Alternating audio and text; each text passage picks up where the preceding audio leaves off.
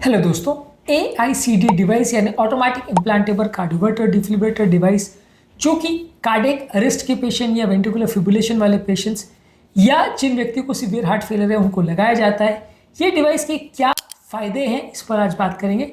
ये device basically एक जान बचाने वाला डिवाइस है जो कि डेंजरस कार्डियक अरेस्ट में व्यक्ति की जान बचाता है।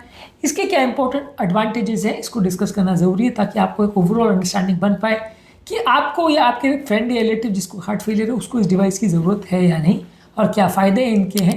इसके नुकसान को एक अलग वीडियो में हमने डिस्कस किया है, आज फोकस करेंगे फ़ायदों पर। टॉपिक पर जाने से पहले जो लोग हमारे चैनल पर नए हैं उन्हें रिक्वेस्ट करूँगा कि चैनल को सब्सक्राइब करें, वीडियोज़ को लाइक करें, शेयर करें, फॉलो करें, कमेंट करें, पूरा देखें। टॉपिक इंपॉर्टेंट है, इसे अंत तक देखिएगा। चलिए शुरू करते हैं इंपॉर्टेंट वीडियो। सबसे पहले सडन कार्डियक डेथ होता क्या है। सडन कार्डियक डेथ का बेसिकली मतलब ये है कि हार्ट सडनली बंद हो जाता है और ये टाइम नहीं देता है। जब हार्ट वेंट्रिकुलर फिब्रिलेशन में जाता है तो सडनली वाइब्रेट करने लगता है और कुछ ही मिनटों के अंदर हार्ट बंद हो जाता है। अगर 2-4 मिनट के अंदर पेशेंट को शॉक नहीं दिया गया तो ज़्यादातर पेशेंट की मृत्यु हो जाती है, उनको बचा पाना लगभग असंभव हो जाता है। अगर किसी व्यक्ति को अगर शॉक देने में 5-7 मिनट का भी डिले हो गया तो मृत्यु दर बहुत ज़्यादा होता है। On an average her minute जो शॉक देने में डिले होता है मृत्यु दर 10% के हिसाब से लगभग बढ़ते जाता है।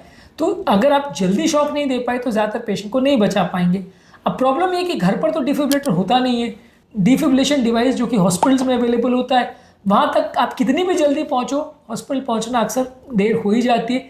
मिनिमम आप हॉस्पिटल के बगल में भी रह रहे हो तो हॉस्पिटल तक पहुँचने में और शॉक के डिलीवर होने में 10-15 मिनट का डिले होना मामूली बात है। आप हॉस्पिटल के बगल में भी रह रहे हो तब तक आपको पता चलेगा कि अरेस्ट हुआ है।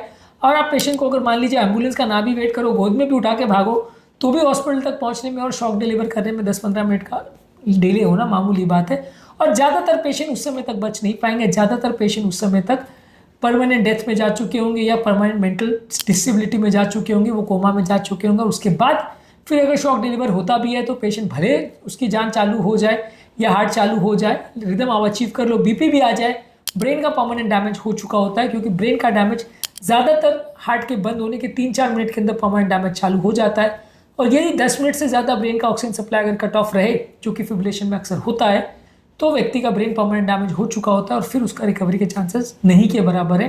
ज़्यादातर इस तरह के पेशेंट भले जीवित भी हो जाए तो वो कोमा से बाहर नहीं निकल पाते और परमानेंट ब्रेन डैमेज होने की वजह से कुछ टाइम में उनकी वैसे भी मृत्यु हो जाती है। तो ऐसी सिचुएशन से बचने के लिए AICD डिवाइस जो कि एक पेसमेकर जैसा डिवाइस होता है वो काम आता है। एक छोटे माचिस के डब्बे जैसा डिवाइस आप कंधे में लगा देते, उसका तार हार्ट में लगाए थे, ये ऑटोमेटिकली खुद ही डिटेक्ट कर लेता है कि व्यक्ति को प्रॉब्लम है या नहीं। और जब वेंट्रिकुलर टैकीकार्डिया या फिब्रिलेशन होता है तो ये डायरेक्टली अंदर डिटेक्ट करके खुद ही शॉक दे देता है। व्यक्ति को खाली एक झटके जैसा महसूस होता है कि अंदर कुछ हुआ, लेकिन उसकी जान बच जाती है और ये खुद ही डिटेक्ट भी कर लेता है, खुद ही रिकॉर्ड भी कर लेता है, सब काम ये कर लेता है और शॉक भी डिलीवर कर देता है ताकि आपको हॉस्पिटल तक पहुँचने का टाइम मिले। मैं ऐसा नहीं कहता हूँ कि ये शॉक डिलीवर होने के बाद आप हॉस्पिटल ना जाओ, क्योंकि कई बार डेंजरस अरिथमियाज में बार बार रिदम चेंजेस हो सकते हैं, बार बार शॉकिंग किया प्रॉब्लम हो सकती है जिसके लिए आपको दवाइयों के एडजस्ट करने की आवश्यकता पड़े, तो इसलिए हॉस्पिटल ज़रूर जाइए, लेकिन एटलीस्ट हॉस्पिटल तक पहुंचने का आपको टाइम दे दे। यहाँ पे ये डिवाइस काम करता है। अगर वेंट्रिकुलर टैकीकार्डिया जो कि वेंट्रिकुलर फिब्रिलेशन यानी कार्डियक अरेस्ट का जस्ट पहले का स्टेज है तो वहाँ पे ये कई बार शॉक डिलीवर करता भी है अगर रेट बहुत ज़्यादा है, या पेसिंग करके बहुत रैपिड रेट पे भी वो हार्ट के रिदम को नॉर्मलाइज कर सकता है और व्यक्ति की जान को बचा सकता है। तो ये इफेक्टिव ट्रीटमेंट है वेंट्रिकुलर फिब्रिलेशन का और ये अक्सर टाइम दे देता है, जिससे वजह से आपको अगर डेंजरस एरिथमिया हो तो आपकी जान बच जाती है और आपको हॉस्पिटल तक पहुंचने का टाइम मिल जाता है और ब्रेन का डैमेज और बॉडी का डैमेज और मृत्यु होने के चांस को सिग्निफिकेंटली कम करता है। इसलिए ये माना गया है कि किसी व्यक्ति का अगर पंप फंक्शन बहुत ज़्यादा लो हो और अगर किसी व्यक्ति का मान लीजिए पहले कार्डियक अरेस्ट की हिस्ट्री हो, पहले रिदम प्रॉब्लम की हिस्ट्री हो, वहाँ पे इसका ज़रूर प्रयोग करना चाहिए क्योंकि ये मृत्यु बचाने के लिए बहुत इंपॉर्टेंट चीज़ है। थोड़ा महंगा है इसलिए हर पेशेंट में नहीं यूज़ करते, लेकिन जिस भी व्यक्ति का मृत्यु रिदम प्रॉब्लम की वजह से होने का चांस है, जहाँ डेंजरस अरिथमिया है, जहाँ नलियों का ब्लॉकेज है, कार्डियोमायोपैथी है, हार्ट फेलियर है, इस तरह के पेशेंट में जहाँ पंपिंग फंक्शन बहुत लो है, वहाँ पे ओवरऑल सर्वाइवल को इम्प्रूव करने में काफ़ी मददगार है और वहाँ पे इसको यूज़ करना चाहिए।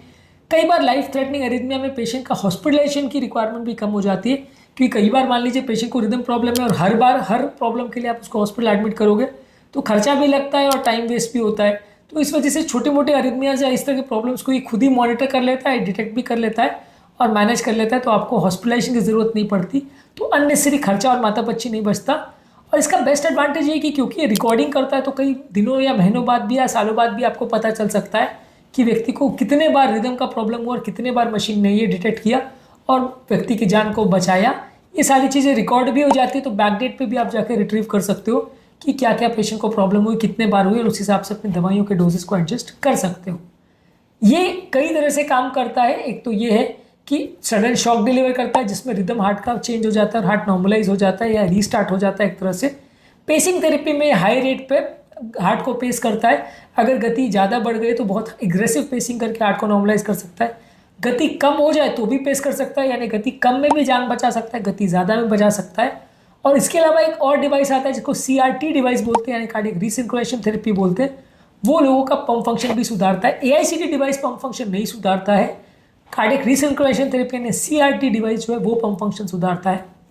CRT डिवाइस क्या है उस पर ऑलरेडी हमने वीडियो किया है। तो CRT डिवाइस पंप फंक्शन सुधारने के लिए है, AICD डिवाइस खाली शॉक डिलीवर करने के लिए है और जान बचाने के लिए। दोनों का कॉम्बिनेशन भी आता है जिसको CRT-D डिवाइस बोलते हैं, जिसमें रिसिंक्रोनाइजेशन थेरेपी भी है यानी CRT भी है और डिफिब्रिलेटर का D भी है। तो ये दोनों मिलके जब आते हैं तो डिवाइस बहुत कॉस्टली हो जाता है, पर ये दोनों पर्पस करता है।